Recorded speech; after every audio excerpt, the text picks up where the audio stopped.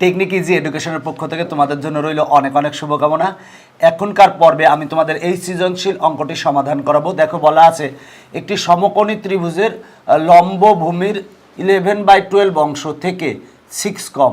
বলা আছে একটি সমকোণী ত্রিভুজের লম্ব ভূমির 11/12 অংশ থেকে 6 কম এবং অতিভুজ ভূমির 4/3 অংশ থেকে 3 কম। এখন বলা আছে ভূমি এক্স হলে ত্রিভুজটির ক্ষেত্রফল এক্স মাধ্যমে প্রকাশ করো। যদি ভূমি এক্স হয় তাহলে ত্রিভুজটির ক্ষেত্রফল এক্স মাধ্যমে প্রকাশ করতে হবে। তো দেখো যে ব্যাপারটা সেটা হলো যে লিখবো যে দেওয়া আছে সমকোণী ত্রিভুজের ভূমির দৈর্ঘ্য সমান এক্স সেন্টিমিটার। তাহলে দেখো যে ব্যাপারটা ভূমির দৈর্ঘ্য এক্স সেন্টিমিটার দেওয়া আছে। এখন ত্রিভুজটির ক্ষেত্রফল এক্স মাধ্যমে প্রকাশ করতে হবে। আমরা ত্রিভুজের ক্ষেত্রফল সমান কি জানি? হাফ গুণ ভূমি গুণ লম্ব বা উচ্চতা। এখন দেখো বলা আছে সমকোণী ত্রিভুজের লম্ব ভূমির 11/12 অংশ থেকে 6 কম। তাহলে অতএব লম্ব সমান হবে হচ্ছে, দেখো যে ব্যাপারটা বলা আছে লম্ব ভূমির 11/12 অংশ থেকে 6 কম, তাহলে হবে হচ্ছে লম্ব ইকুয়াল টু হবে 11x/12 থেকে 6 কম এত সেন্টিমিটার। দেখো ধরেই এখানে প্রশ্নে দেওয়াই আছে ভূমি হচ্ছে এক্স, তাহলে লম্ব কত বলা আছে? লম্ব ভূমির 11/12 অংশ থেকে 6 কম, তার মানে হবে হচ্ছে 11x/12 - 6। তাহলে আমরা লম্ব পেলাম আর ভূমির দৈর্ঘ্য পেয়েছি।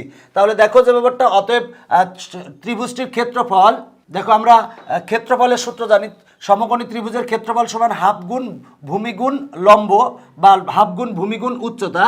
তাহলে হাফ গুণ, দেখো ভূমি হচ্ছে আমার এক্স দেওয়া আছে, গুণ হচ্ছে লম্ব হচ্ছে 11x/12 - 6। আমরা যদি গুণ করে দিই, দেখো x/2 দ্বারা এটারে গুণ করলে হয় হচ্ছে 11x² ভাগ 2 আর 12 গুণ করলে হয় 24 মাইনাস x/2 দ্বারা যদি আমরা -6কে গুণ করি তাহলে হয় মাইনাস আসে হচ্ছে থাকে হচ্ছে 3x।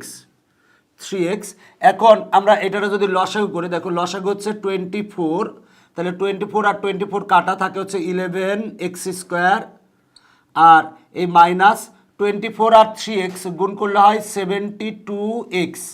দেখো যে ব্যাপারটা এত বর্গ সেন্টিমিটার। দেখো বলছিল যে ভূমি এক্স হলে ত্রিভুজটির ক্ষেত্রফল এক্স মাধ্যমে প্রকাশ করো। দেখো এই ত্রিভুজটির ক্ষেত্রফল এক্স মাধ্যমে প্রকাশ করতে বলছে, মানে এক্স থাকবে। এটাই হচ্ছে আমার অ্যান্সার। দেখো আমার ক নঙে অ্যান্সার চলে এসেছে। ক নঙে বলা ছিল যে একটি সমকোণী ত্রিভুজের ভূমি যদি এক্স হয় এর ক্ষেত্রফল এক্স মাধ্যমে প্রকাশ করো। দেখো যে ব্যাপারটা বলা আছে, তাহলে আমরা বললাম দেওয়া আছে সমকোণী ত্রিভুজের ভূমির দৈর্ঘ্য ইকুয়াল টু এক্স সেন্টিমিটার, অতএব লম্ব ইকুয়াল টু কত হবে? বলা আছে লম্ব ভূমির 11/12 অংশ থেকে 6 কম, তাহলে লম্ব ইকুয়াল টু হবে হচ্ছে 11x/12 থেকে 6 কম, মানে 11x/12 - 6 সেন্টিমিটার। এবার আমরা ত্রিভুজটির ক্ষেত্রফল, সমকোণী ত্রিভুজের ক্ষেত্রফল সমান হাফ গুণ ভূমি হচ্ছে এক্স আর লম্ব হচ্ছে এইটা। এবার এটারে ক্যালকুলেশন করলে যেটা আছে এইটাই হচ্ছে অ্যান্সার, কারণ এখানে বলা আছে এক্স মাধ্যমে প্রকাশ করো, তাহলে আমার নির্ণয় অ্যান্সার চলে এসেছে। দেখো এখন বলা আছে খতে বলা আছে ভূমির দৈর্ঘ্য নির্ণয় করো। দেখো আমার ভূমির দৈর্ঘ্য নির্ণয় করতে বলা আছে, মানে এক্স এর মান নির্ণয় করতে বলা আছে।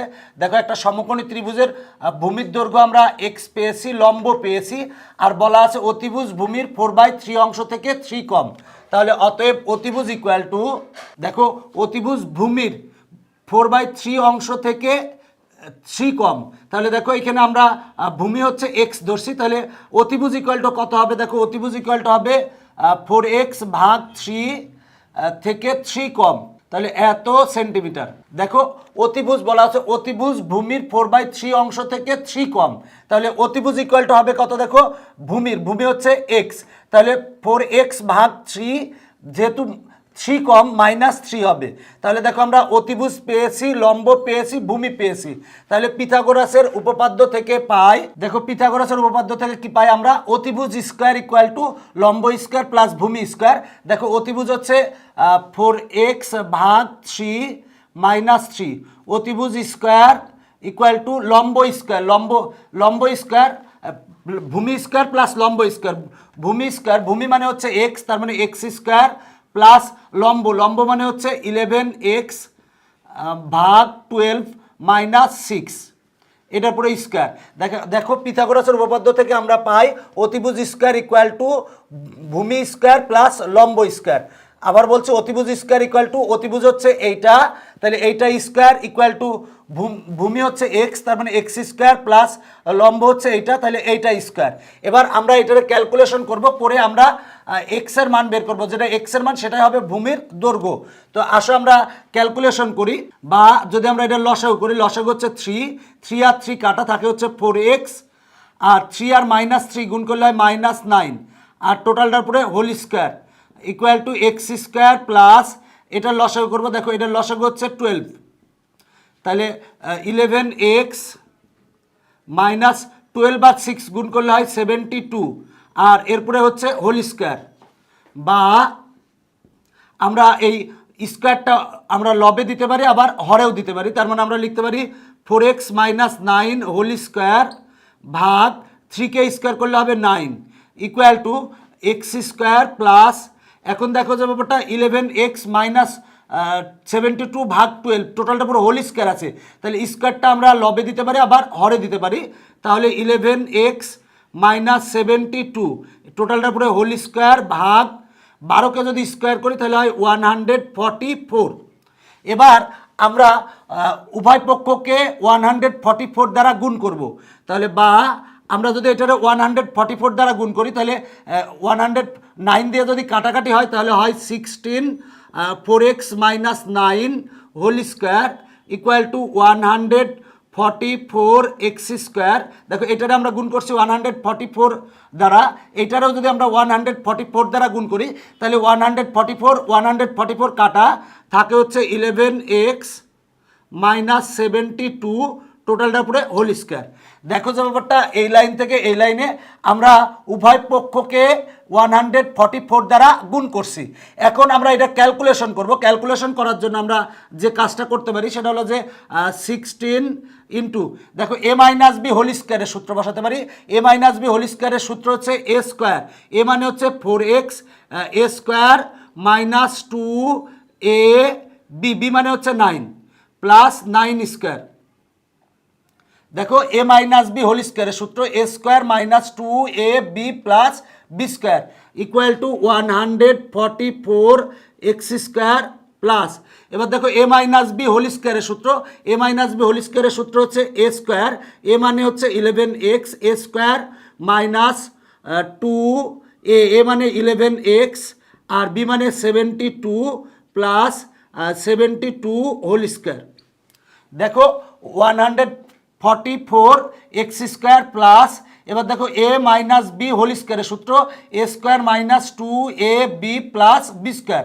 এখন আমরা এটার ক্যালকুলেশন করব, তাহলে লিখতে পারি বা 16, দেখো ইন্টু 4k স্কোয়ার করলে হয় 16, আর xk স্কোয়ার করলে হয় x স্কোয়ার -4 আর 9 যদি আমরা গুণ করি তাহলে আসে 36 এর সাথে 2 গুণ করলে হয় 72, আর এ হচ্ছে x প্লাস 9 স্কোয়ার মানে 81, আর equal to 144x square plus 11কে যদি আমরা স্কোয়ার করি তাহলে হয় 121, আর এক্সকে স্কোয়ার করলে হয় এক্স স্কোয়ার, আর মাইনাস এই মাইনাস, এখন 2 আর 11 গুণ করলে হয় 22 এর সাথে যদি আমরা 72 গুণ করি, 22 এর সাথে যদি আমরা 72 গুণ করি তাহলে আসে হচ্ছে 1585 আসে, 1585, আর এই এক্স থাকে, আর প্লাস 72কে যদি আমরা স্কোয়ার করি তাহলে 72কে যদি আমরা স্কোয়ার করি আসে হচ্ছে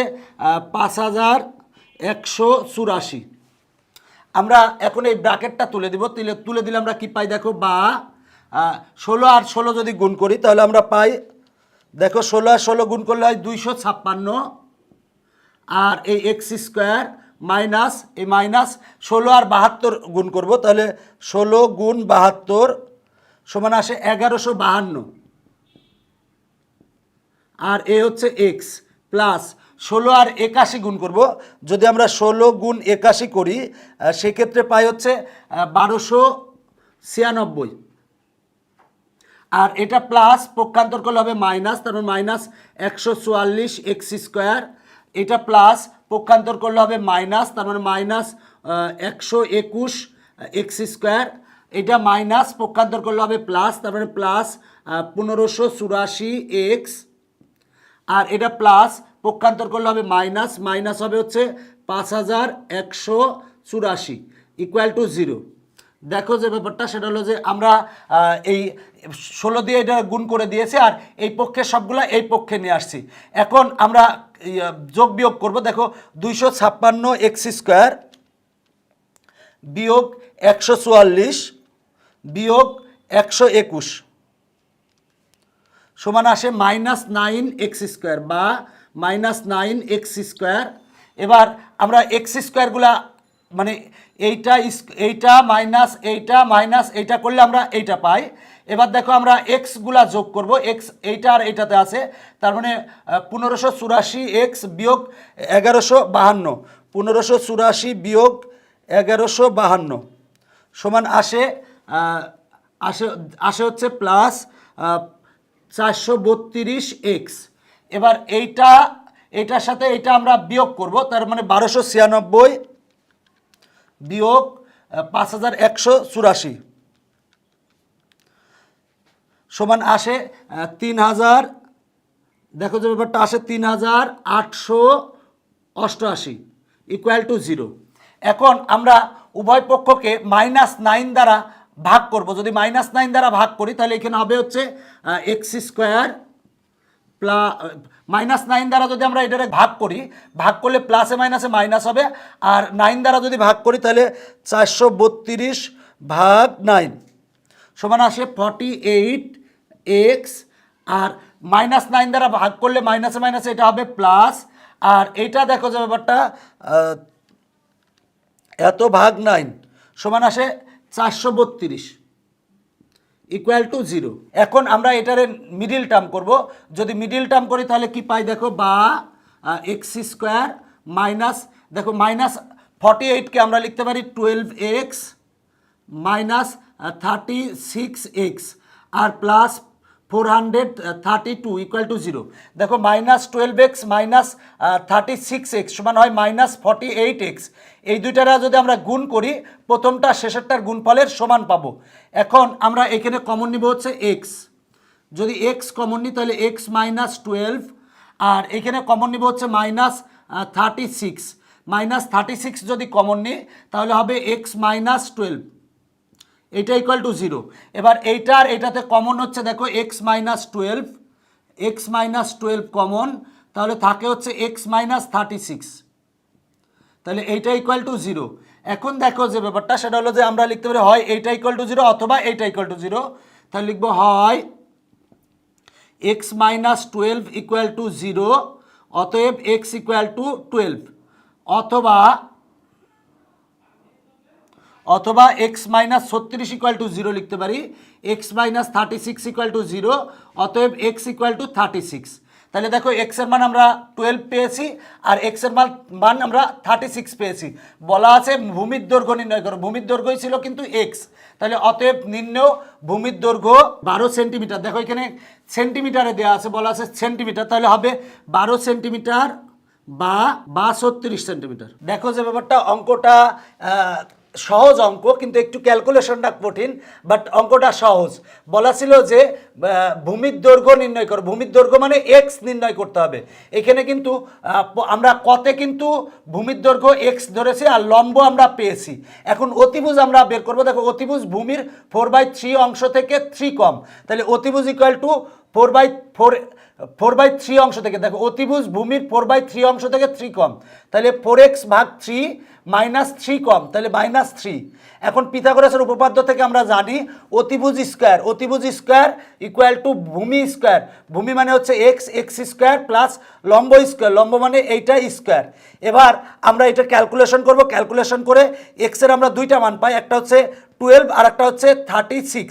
তাহলে অতএব নিম্ন ভূমির দৈর্ঘ্য হচ্ছে 12 সেন্টিমিটার বা 36 সেন্টিমিটার।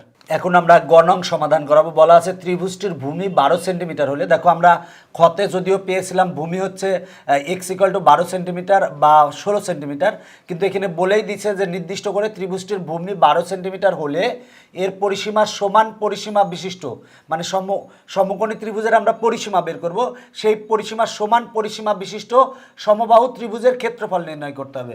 মূল কথা, সমবাহু ত্রিভুজের আমরা ক্ষেত্রফল বের করতে হবে, যেখানে সমকোণী ত্রিভুজের পরিসীমা হবে সমবাহু ত্রিভুজের পরিসীমা সমান। মূল কথা হচ্ছে দেখো এখানে বের করতে বলা আছে যে সমবাহু ত্রিভুজের ক্ষেত্রফল নির্ণয় করতে হবে। দেখো সমবাহু ত্রিভুজের ক্ষেত্রফল নির্ণয় করতে হবে, কিন্তু এখানে শর্ত দেওয়া আছে যে ত্রিভুজ মানে সমকোণী ত্রিভুজের পরিসীমা সমবাহু ত্রিভুজের পরিসীমা সমান, এখানে শর্ত দেওয়া আছে। এখন বলা আছে সমবাহু ত্রিভুজের ক্ষেত্রফল নির্ণয় করো।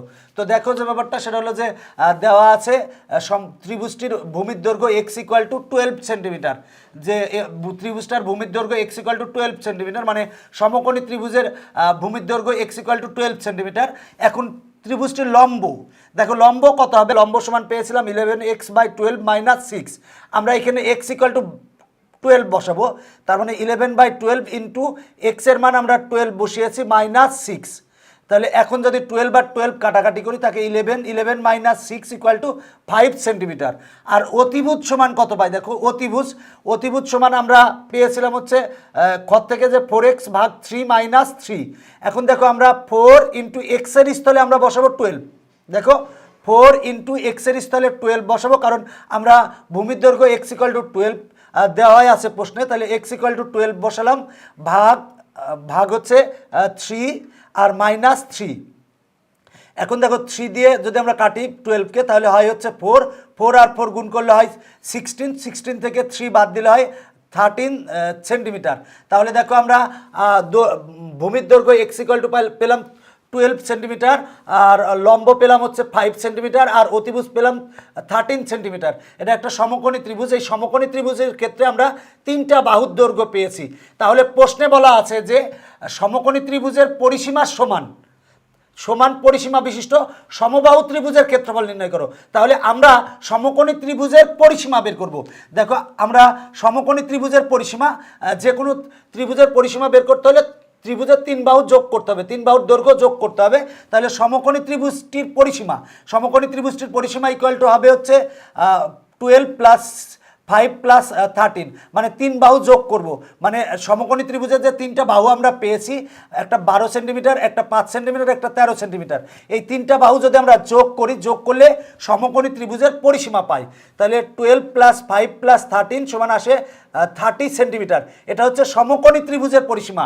প্রশ্নে বলা আছে সমকোণী ত্রিভুজের পরিসীমা সমান পরিসীমা বিশিষ্ট। তাহলে দেখো যে ব্যাপারটা, সমকোণী ত্রিভুজের যেটা পরিসীমা সেটা হবে সমবাহু ত্রিভুজের পরিসীমা। তাহলে প্রশ্ন মতে সমবাহু ত্রিভুজের পরিসীমা হবে সমকোণী ত্রিভুজের পরিসীমার সমান, মানে সমকোণী ত্রিভুজের পরিসীমা পেয়েছি 30 সেন্টিমিটার, তাহলে সমবাহু ত্রিভুজের পরিসীমা হবে হচ্ছে 30 সেন্টিমিটার। এবার দেখো আমরা সমবাহু ত্রিভুজের এক বাহুর দৈর্ঘ্য বের করব, কারণ সমবাহু ত্রিভুজের ক্ষেত্রফল বের করতে হবে। ক্ষেত্রফল বের করা, সমবাহু ত্রিভুজের ক্ষেত্রফল বের করার সূত্র হচ্ছে √3/4 এক বাহু স্কোয়ার, মানে a স্কোয়ার। এখানে দেখো যে ব্যাপারটা সমবাহু ত্রিভুজের এক বাহুর দৈর্ঘ্য বের করব। এখন দেখো আমরা পরিসীমা আমরা পেয়েছি 30 সেন্টিমিটার, তাহলে এক বাহুর দৈর্ঘ্য কত হবে, এই পরিসীমাকে যদি 3 দ্বারা ভাগ করি তাহলে সমবাহু ত্রিভুজের এক বাহুর দৈর্ঘ্য পাবো। তাহলে 30/3 কাটাকাটি করলে আসে 10 সেন্টিমিটার। তাহলে আমরা সমবাহু ত্রিভুজের এক বাহুর দৈর্ঘ্য পেলাম 10 সেন্টিমিটার। এটারে আমরা এ দ্বারা প্রকাশ করছি। অতএব সমবাহু ত্রিভুজের ক্ষেত্রফলের সূত্র হচ্ছে √3/4 a স্কোয়ার, মানে এক বাহু স্কোয়ার। দেখো এ সমান আমরা পেয়েছি 10, তাহলে 10 স্কোয়ার, 10 স্কোয়ার মানে হচ্ছে 100। এবার যদি এটা আমরা ক্যালকুলেটারে ক্যালকুলেশন করি তাহলে আসে 43.30 বর্গ সেন্টিমিটার প্রায়। এটা হচ্ছে সমবাহু ত্রিভুজের ক্ষেত্রফল, এটা হচ্ছে আমার অ্যান্সার। দেখো যে ব্যাপারটা বলা ছিল যে সমকোণী ত্রিভুজের যেটা পরিসীমা হবে সেটা সমবাহু ত্রিভুজের পরিসীমা হবে। এখন সমবাহু ত্রিভুজের ক্ষেত্রফল নির্ণয় করো। তাহলে আগে আমরা সমকোণী ত্রিভুজের পরিসীমা বের করব। সমকোণী ত্রিভুজের পরিসীমা কিভাবে বের করব, কারণ সমকোণী ত্রিভুজের 3 বাহু যোগ করলে আমরা সমকোণী ত্রিভুজের পরিসীমা পাবো। তাহলে দেখো সমকোণী ত্রিভুজের পরিসীমা সমান হবে, দেখো আমরা 3 বাহু পেয়েছি 12 5 আর 13 এই তিনটা যোগ করলে আমরা সমকোণী ত্রিভুজের পরিসীমা পেয়েছি।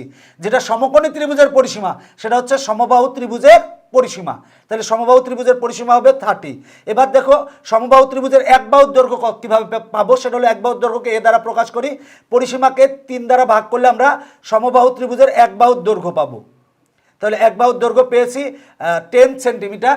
এখন আমরা আমাদের বের করতে বলছিল সমবাহু ত্রিভুজের ক্ষেত্রফল। দেখো সমবাহু ত্রিভুজের ক্ষেত্রফলের সূত্র জানি √3/4 a স্কয়ার, এর মান হচ্ছে 10 স্কয়ার লিখবো, লিখে ক্যালকুলেশন করলে যেটা পাবো সেটা হচ্ছে ক্ষেত্রফল। দেখো যে ব্যাপারটা, এই অঙ্কগুলা তোমরা নিজেরা চর্চা করবা, নিজেরা চর্চা করলে ভালো হবে, শুধু ভিডিও দেখলেই হবে না, নিজে অবশ্যই খাতা কলমে যখন 2-1 জায়গায় প্র্যাকটিস করবা তখন দেখবা যে কোথাও ক্যালকুলেশন বা কোনো জায়গায় ভুল হচ্ছে, তখন একটু দেখে নিলা, সেক্ষেত্রে ভালো হবে। প্রথমে ভিডিওটা দেখবা, দেখার পরে তোমরা নিজে খাতা কলমে অঙ্কগুলা চেষ্টা করবা করার, এতে তোমাদের জন্য তোমাদেরই ভালো হবে এবং তোমাদের যে ল্যাকিংগুলো আছে সেগুলা ইনশাল্লাহ সলভ হবে। এখনকার পর্ব শেষ করছি, পরবর্তী পর্ব দেখার আমন্ত্রণ রইল। Bye bye.